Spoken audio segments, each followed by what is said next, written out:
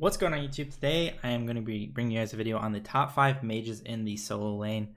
So recently I made a video on how to build the mages and the guardians in solo. So basically any magical character in the solo lane. And I figured there's a lot of discussion on like whether mages are meta right now and if they can be played. And to answer that question, they're not exactly in the meta, but they definitely can be played, and they're one of the options you have right now as far as warriors, guardians, and of course mages, and even some assassins. No hunters really, but I figured to make a top 5 video on the mages in the solo lane. So we're just going to run through them, talk about their playstyle, why they're good there, and what's kind of changed with them, and we'll go over their build really briefly, even though we've kind of gone over their builds already in the most recent video, but I'll just talk about it a little bit. So let's go ahead and start out. We'll throw in some honorable mentions as well before we tell you the number 1 mage in the solo lane. So without further ado, let's get started. Coming in at number 5, we have Morgan, the Morgan. It may be a surprise to some people, but Morgan's one of those gods that can be played as a frontliner. She can build tank items and still be very useful, especially when she builds CDR tank items, because she can transform into other things. She can transform to another tank that's useful, like a Terra, or she can transform into like any jungler who's diving the back line, or even a mage that has a really hard hitting ult. So basically she has a lot of options. So when you go a build like this build, we'll run through real quick, where you go full CDR and you're a tank. In your normal form, you're actually gonna be doing a lot of damage because your 2 and your 1 are gonna be up really often. So you're gonna be able to invis and initiate with your stun and stuff like that quite often. You can start with Mage's Blessing or Guardian's Blessing, whatever you prefer, or even Hunter's Blessing, but this would be kind of your core of your build, and you can do whatever you want from there. Maybe even go Boombas for the full CDR and the movement speed. Maybe go, if you want to go more damage, you can. Maybe some more tank, maybe a Wing Blade, throw in some maybe like a Mantle, a Magi's Blessing probably right here is pretty good. Into like a Spirit Robe is perfectly fine. It's a pretty standard build, but you know, you can do whatever you want with it. But Morgan is coming in at number 5 because she has that unique aspect to her where she can be played as a frontline, unlike a lot of mages, and still be useful and still have initiation, and the fact that she can transform and kind of be a jack of all trades and play whatever role your team needs you to play coming from the solo lane, whether you want to dive, whether you want to peel for your team, or just be like a really hard hitting mage or something like that. You have that option as the Morgan. So that is why Morgan will be coming in at number 5. Up next, I'm going to have Aphrodite at number 4. Aphrodite, the unique aspect to her, or why she is good in solo lane, is because she has a lot of good late game utility. She can keep a carry alive forever because of her heals and her ult, which is really good. Damage immunity, CC immunity, of course.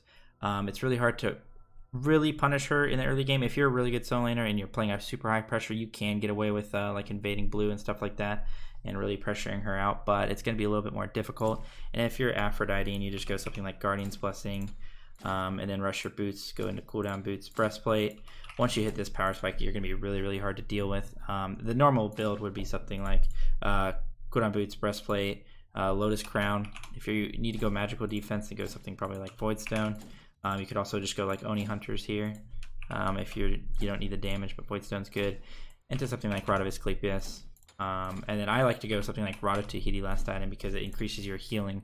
If your teammates are actually below 50% health, it'll increase their healing by 25% as well. So if you are going to go Rod of Tahiti last, I would recommend going Void Stone instead here, just because it will help a lot with your damage. So this would be like your standard Aphrodite build. You can also switch this up and go Lotus Crown here instead and go Genji's and something like that, but you won't be at the full CDR, and I think full CDR is pretty necessary on Aphrodite. So I like to talk about her playstyle is basically the same as a lot of these low pressure guardians and mages and healers.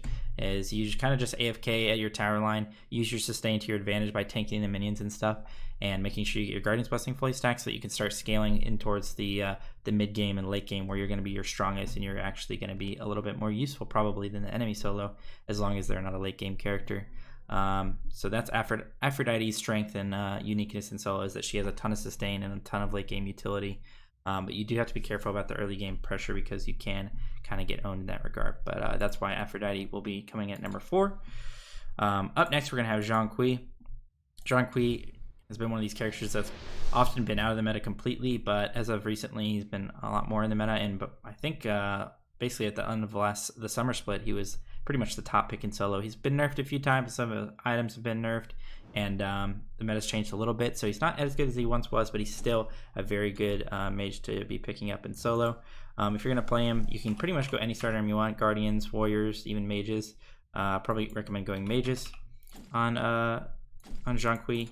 Really tanky character. You can go Guardians, just whatever you want. I've talked about this before. If you're going to go Mages, though, go Pen Boots. If you don't go Mages, they go Cooldown Boots. That's the only difference. Just Cooldown Boots if you don't have the 10% CDR from here. Pen Boots if you do have the 10% CDR.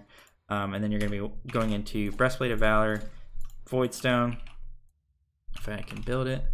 Pretty standard build into Gem of Isolation, and then whatever you need from there. Spirit Robe is a really good item on Zhonghui. And if you want more damage, you can go Spear of the Magus or something like MAGES. It's a pretty standard build. You can switch this up. You can go Spear of the Magus here instead if you really don't like Gem of Iso, or you can go Gem of Iso Spear of the Magus because you feel like you're tanky enough. Or you can go a completely different build in which you go something like this. You go Cooldown Boots. Let me see if I can grab those. Shoes of Focus, Celestial Legion Helm.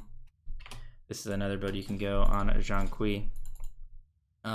Genji's, and then something like Spear here. And then everything else would pretty much be the same. So this would be another build you can go on Zhonghui.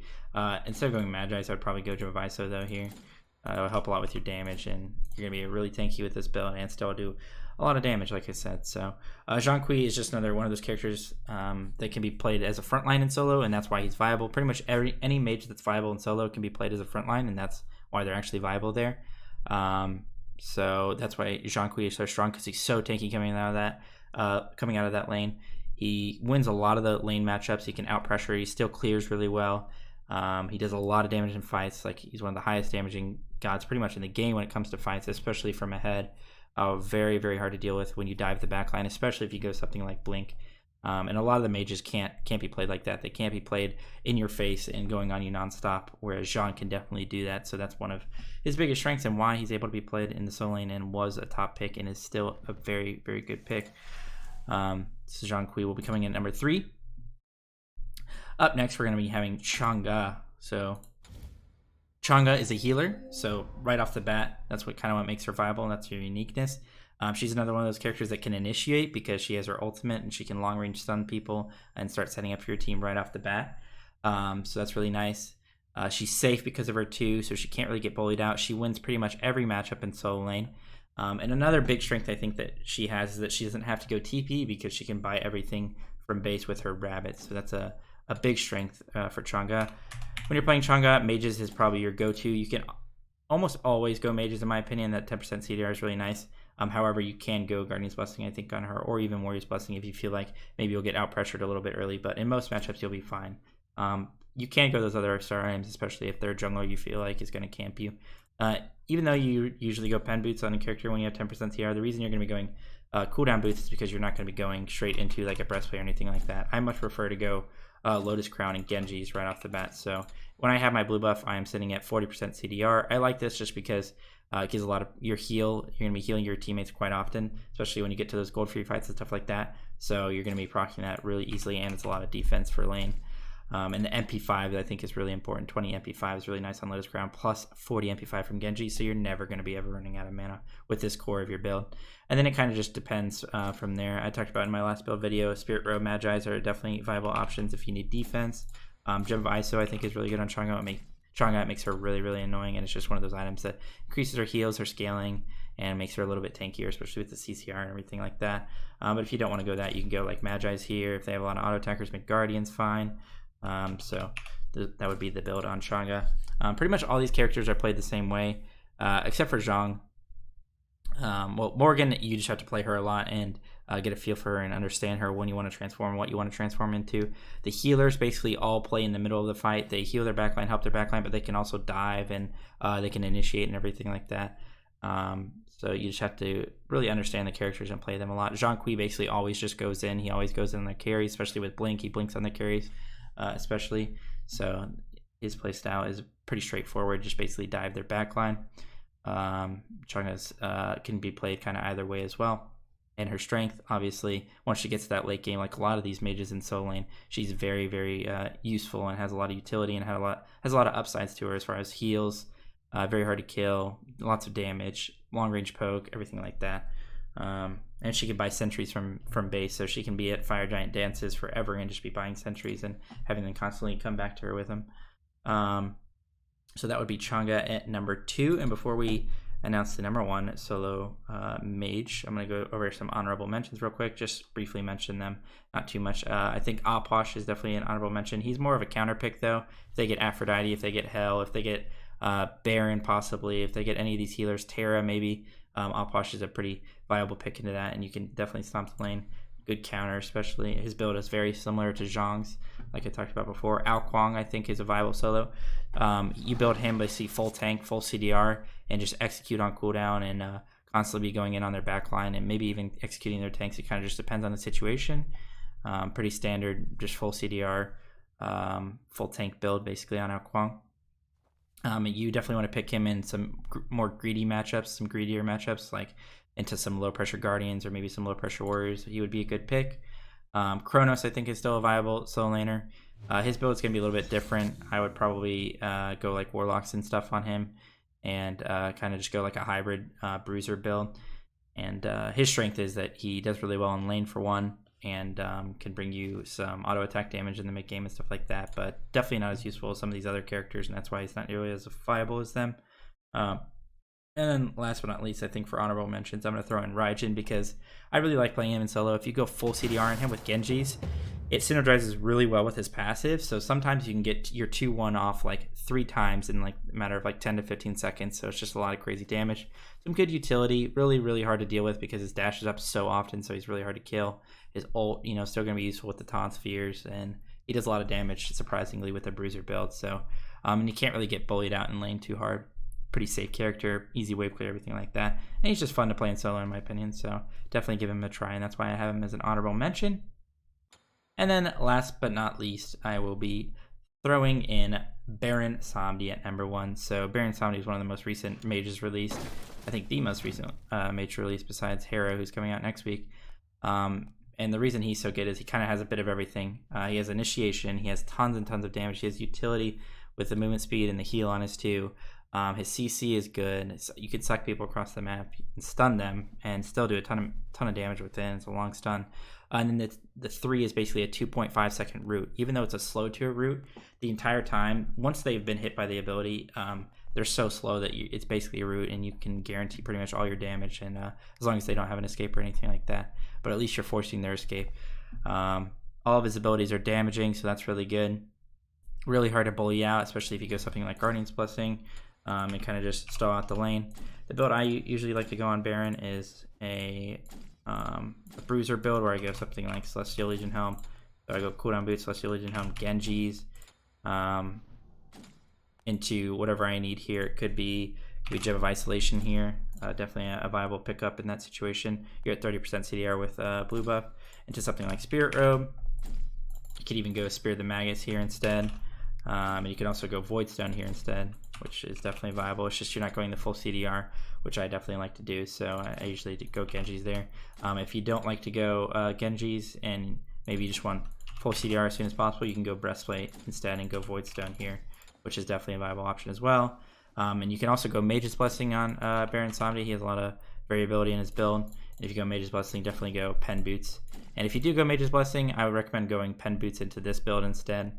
Just because you're going to have so much damage from your Mage's Blessing Pen Boots that you don't really need the Celestial Legion Helm, so maybe you just rush the full CDR right away as well. And you don't even have to go Spear the Magus last time. It's just really good on Baron because he procs it really well with his ult, his 3, and his spammable abilities, since they're low cooldowns and you build CDR on him. So, but if you don't go Spear the Magus, go something like MAGES, or like maybe a health tank item like McGuardian or something like that to keep you alive. So Baron, the reason, like I said before, that Baron is number 1, it's just he has so much to him. He has a lot of CC and a lot of initiation. He can be played different ways. He can dive pretty hard if he can get towards their backline, but he can also play with his carries and play in the middle of a fight. Really hard to kill. Damage mitigation on his ult. He just has a whole lot going for him, and he still does a crazy amount of damage, even though his CDs are so low. Which just one round of his abilities, he'll get pretty much like 40-50% with a full tank build off of most of the carry's health. So yeah, just a lot going for Baron, and that's why he's coming in at number 1. And I would say that he doesn't really lose any lane, and a lot of lanes he actually just outright wins. So That's why Baron is numero uno for the mages in the solo lane. So that is the top 5 mages in the solo lane that you should probably be playing right now. Give them all a try, even the honorable mentions. They may not be as good as the other ones that I talked about, but they're still definitely, I think, viable, and that's why I talked about them. Right now, there's a lot of variety in solo lane, and that could be a good or bad thing. I think it could be a bad thing just because you're allowed to play a lot of things just because it doesn't really matter for the first 10 minutes, in my opinion. But it's also a good thing that there's a lot of different things being played, and there's a lot of like new things, whereas in the past it was just warriors and guardians, or maybe even just high pressure warriors. So yeah, it just kind of depends on your outlook for the solo lane. So if you enjoyed this video, maybe you learned something, maybe you like these mages and you're happy that they're viable now in the meta and everything like that, then feel free to leave a like, comment, ask me any questions that you would like. If you like solo lane or like Smite in general, then feel free to subscribe to my channel. I'd really appreciate it. Let me know what video you'd like to see next, and I'll try and make that happen. So yeah, that's pretty much it, guys. Have a great day, and I'll see you guys next time. Peace out.